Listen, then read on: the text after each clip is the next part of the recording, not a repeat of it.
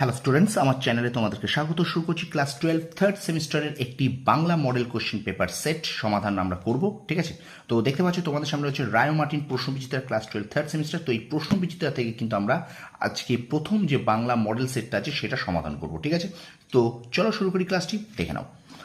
দেখো, কথা না পারি আমি সোজা চলে যাব মডেল সেটে। দেখে নাও মডেল কোশ্চেন পেপার 1 বাংলা। ঠিক আছে, ক্লাস 12 থার্ড সেমিস্টারের প্রথম যে মডেল কোশ্চেন পেপারটা আছে বাংলার রায় মার্টিন প্রশ্নবিচিত্রা থেকে। দেখো তোমাদের সামনে থার্ড সেমিস্টার রায় মার্টিন প্রশ্নবিচিত্রা থেকে কিন্তু মডেল কোশ্চেন পেপার সলভ আমি করাচ্ছি। বলেছিলাম আমি কিন্তু কন্টিনিউ করাবো এবং সেই কন্টিনিউ কিন্তু আমার ক্লাস চলছে। ইতিহাস এবং ভূগোল অলরেডি কিন্তু হয়ে গেছে, ভূগোলের 3টে হয়ে গেছে, ইতিহাসের 2টো হয়ে গেছে। আজকে কিন্তু বাংলার প্রথম মডেল সেট কোশ্চেন তোমাদের জন্য নিয়ে এসেছি। ঠিক আছে, তো চলো শুরু করি ক্লাসটি। প্রথম থেকে শেষ পর্যন্ত দেখবে, একটু স্কিপ করবে না। আর আমার চ্যানেলে নতুন হলে অবশ্যই চ্যানেলটাকে সাবস্ক্রাইব করো, পাশে থাকা বেল আইকন প্রেস করে রাখো। আর অবশ্যই কিন্তু ভিডিওটা তোমার বন্ধুদের কাছে, তোমার পরিচিতদের কাছে বেশি বেশি করে শেয়ার করে দাও। দেখো প্রথম প্রশ্ন, Bangla model set question paper 1 class 12 third সেমিস্টারে। ঠিক আছে, দেখো দুই একজন অশিষ্ট বালক সুর করে বলছিল। উত্তর কিন্তু হবে এখানে একের ডি, হাতি তোর গোদা পায়ে নাতি। ঠিক আছে, আচ্ছা কবে আদরিণী মেলা থেকে ঘরে ফিরে আসলো? উত্তর হবে কিন্তু এখানে 2 ডি, এটা পয়লা বৈশাখ। আচ্ছা আদরিণী আসলে কে?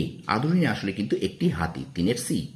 ঠিক আছে, আমি কিন্তু খুব দ্রুত করিয়ে যাচ্ছি তোমাদের। ওকে, আচ্ছা এবার দেখো, তাই হোক দাও মেলায় পাঠিয়ে দাও, এই নিরাশ উক্তিটি করেছেন উত্তর হবে 4 এ জয়রাম মুখোপাধ্যায়। আচ্ছা আদরিণী গল্পটি শুরু হয় কোন বারে? আদরিণী গল্পটি কিন্তু শুরু হয় শনিবারে, 5 বি।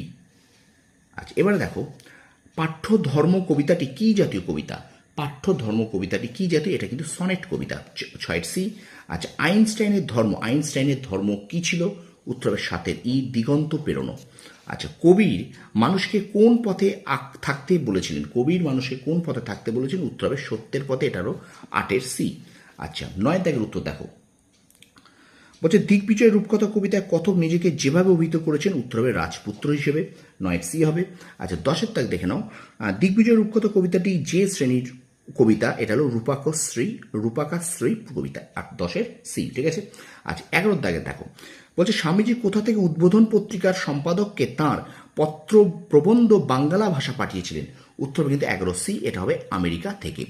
12 নম্বর প্রশ্ন দেখো, স্বামী বিবেকানন্দ ভাষাকে কিসের মতো করার কথা বলেছেন? স্বামী বিবেকানন্দ ভাষাকে কিসের মতো করার কথা বলেছেন? উত্তর হবে 12 বি, সাপ ইস্পাতের মতো। আচ্ছা 13 দাগে দেখো, স্বামীজির লেখা পত্র প্রবন্ধ বাংলা ভাষা তাঁর কোন গ্রন্থে সংকলিত? উত্তর হবে কিন্তু ভাববার কথা, 13 সি।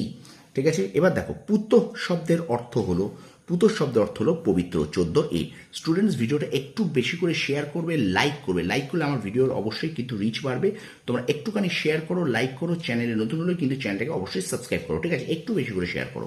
আচ্ছা এবার চলো আমরা চলে যাই 15 দাগে। দেখে নাও, পোটরাজরা কোন দেবীর উপাসক? পোটরাজরা কিন্তু মীরা আইয়ের উপাসক, 15 সি। আচ্ছা 16 দাগে এবার দেখো, এবার হাসে আনন্দের হাসির কারণ কি? না গ্রামের মানুষের অন্ধবিশ্বাসকে ব্যবহার করে পোটরাজ বৃত্তি থেকে মুক্তি লাভ, 16 এ হবে এখানে সঠিক উত্তর। ওকে, আচ্ছা 17 দাগে চলো, খুব সমঝে একে পার করতে হবে, কি পার করতে হবে? খুব সমঝেকে পার করতে হবে, কি পার করতে হবে? না 17 সি, উত্তর হবে প্রতিকূল সময়। আচ্ছা ভাষা বিজ্ঞানের উদ্দেশ্য হলো, এখানে ভাষা বিজ্ঞানের উদ্দেশ্য দেখো, উত্তর হবে ভাষা নিয়ে বিজ্ঞান চর্চা, 18 সি। ঠিক আছে, 19 দাগে চলে যাই। দেখো শব্দ ও পদের গঠন এবং তার নানা প্রযুক্তি আলোচিত হয়, 19 ডি হবে, এটা শব্দার্থ তত্ত্বে। আচ্ছা ইংরেজি স্টাইল শব্দের অর্থ হলো? উত্তর হবে 20 বি, শৈলী। ইংরেজি স্টাইল শব্দের অর্থ শৈলী। ঠিক আছে, তাহলে 19 ডি, 20 বি। ওকে, 19 ডি, 20 বি। ওকে, তারপর দেখো 21 দাগ, লাং ও পারল এর কথা যিনি বলেন? লাং ও পারল এর কথা যিনি বলেন, যেটা হলো ফেদিনা দাস শ্বশুর, 21 ডি। ওকে, তারপর দেখো, ন্যূনতম শব্দ জুড়ে শব্দ দুটি হওয়া চাই দুটি ভাষার। উত্তর হবে, সরি আমি এটা ভুল বলে ফেলেছি, বাক্যে সুরের ওঠাপড়াকে বলা হয়। উত্তর হবে কিন্তু 22 সি, সুর তরঙ্গ। ঠিক আছে, আচ্ছা আর ন্যূনতম শব্দ জুড়ে শব্দ দুটি হওয়া চাই একই ভাষার, এইটা হবে। উত্তর হবে কিন্তু 23 এ। সঠিক উত্তর এ। ঠিক আছে, 23-এ এ হলো সঠিক উত্তর। আমি ভুল করে 22টা বাদ দিয়ে 23টা করে ফেলেছিলাম। ঠিক আছে, তাহলে দেখো 22-এর উত্তর হবে বাক্যে সুরের ওঠা পড়াকে বলা হয় সুর তরঙ্গ, এটা হবে 22-এর সি উত্তর।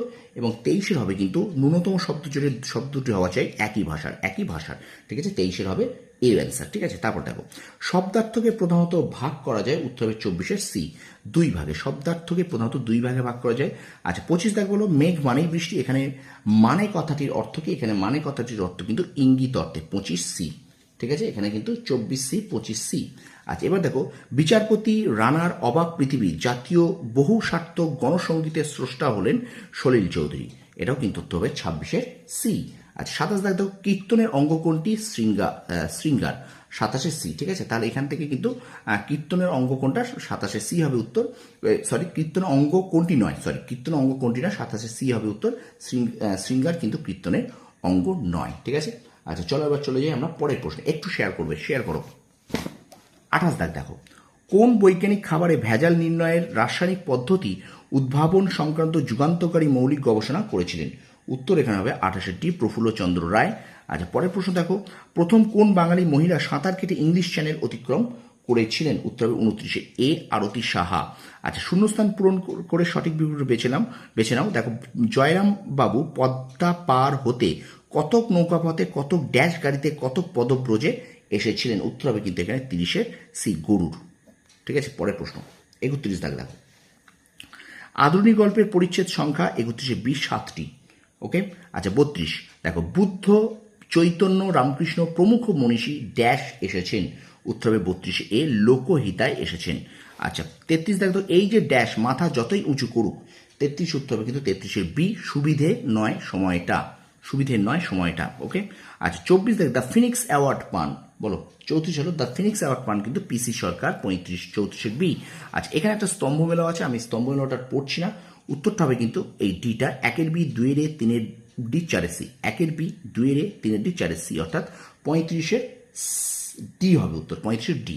আচ্ছা ঠিক আছে, এবার 36 দাগ দেখে নাও বিবৃতি দেখো, বিবৃতি কারণ বলছে দেখো এখানে এই জাদু অশ্ব তার নাম রেখেছে বিশ্বাস, কারণ সর্বক্ষেত্রে আমার সাথে থেকে এই জাদু অশ্ব আমাকে আমার লক্ষ্যে পৌঁছে দেয়। এটা কিন্তু 36 দাগ।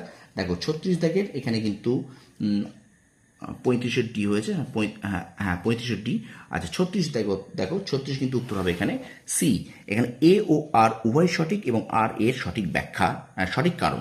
ঠিক আছে, সঠিক কারণ। এবার দেখো 37 দাগ বলছে, 37 দাগে দেখো এখানে একটা তোমার ডায়াগ্রাম মতো আছে, তো 37-এর উত্তর হবে কিন্তু এখানে বি, মৌলিক স্বরধ্বনি।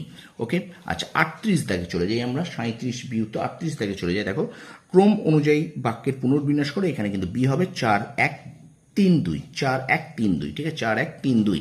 আচ্ছা 39 দাগে চলো, দেখো এখানে সত্য মিথ্যা আছে, 39-এর উত্তর হবে সি, 1 মিথ্যা, 2 মিথ্যা, 3 সত্য, 4 মিথ্যা। 1 মিথ্যা, 2 মিথ্যা, 3 সত্য, 4 মিথ্যা। এবং 40 নম্বর প্রশ্ন দেখো, শেষ প্রশ্নটা দেখে নাও।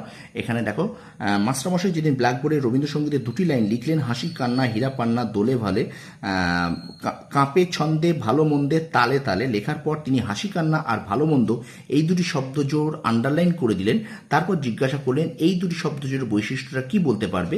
এখানে কোন শব্দের বৈশিষ্ট্যের কথা বলা হয়েছে? উত্তর হবে 40-এ এ, বিপরীতার্থকতা। ঠিক আছে, তো এই ছিল তোমাদের জন্য ক্লাস 12 থার্ড সেমিস্টার রায় মার্টিন প্রশ্নবিচিত্রা থেকে বাংলার প্রথম মডেল কোশ্চেন পেপার আমি সলভ করলাম। তো ভিডিওটা ভালো লাগলে লাইক করবে, কমেন্ট করবে, বন্ধুদের মাঝে বেশি করে শেয়ার করবে। আর আমার চ্যানেলে নতুন হলে অবশ্যই কিন্তু চ্যানেলটিকে সাবস্ক্রাইব করো, পাশে থাকা বেল আইকনটি প্রেস করে রাখবে। তোমরা সফল হও, তোমাদের সাফল্য কামনা করি। ধন্যবাদ।